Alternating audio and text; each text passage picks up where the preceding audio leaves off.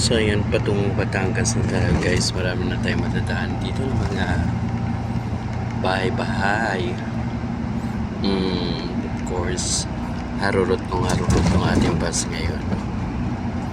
Dahil kailangan natin makarating na maaga.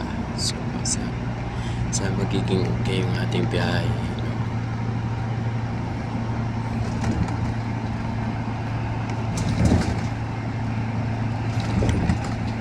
Maharurot yan. So ayan, sa mga friendship ko dyan. So kung nakita nyo akong walang upload na shorts, I'm sorry guys, dahil nasa probinsya. Pero gagawa natin ang paraan para makagawa tayo ng shorts.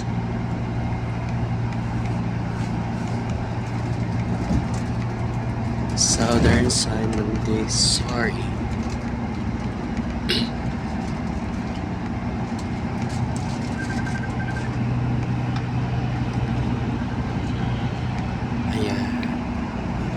Ganda ng place doon. Parang forest na Laguna Nata, you know. Ang ganda doon, no? Ganda ng place. Pasipak-sipak.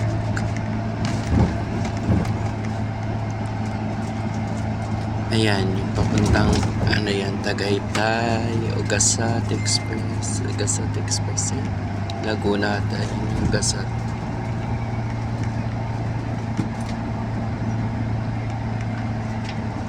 Yan.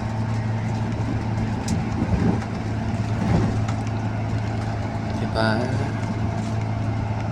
Ang ganda ng panahon ngayon. Hindi katulad ng mga nagdaang 3 linggo na puro ulan. So, medyo mainit. Maaraw ngayong araw na to guys. Kanina, pag-alis namin is maulan pa. Ang lakas pa ng ulan. So, yan. Pero ngayon, mga bandang alauna, nawala na at sikat na yung araw. No? Tirik na pala. So, may inasahan pa tayong 2 bagyo na darating sa Pilipinas.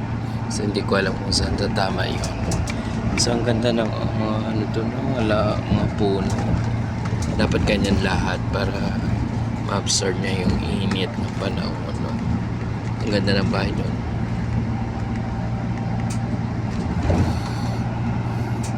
Muni-muni na tayo guys. Diba? So bukas nasa probinsya na tayo. Paano natin ito mabidyoan bukas yung probinsya namin kung puno na naman yung aking. So hanggang dito na lang muna ulit. Oh my God.